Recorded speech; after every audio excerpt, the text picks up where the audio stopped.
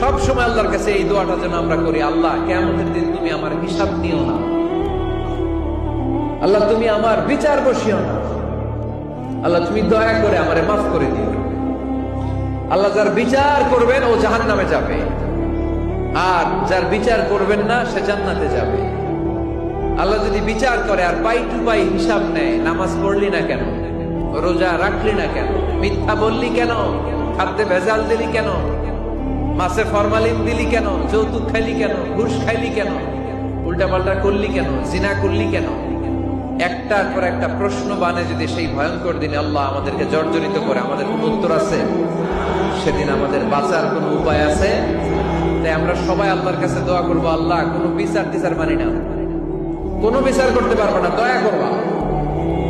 কথা কয় না? কি করবে? এবার আওয়াজ করে বলেন, বিচার চান না দয়া চান?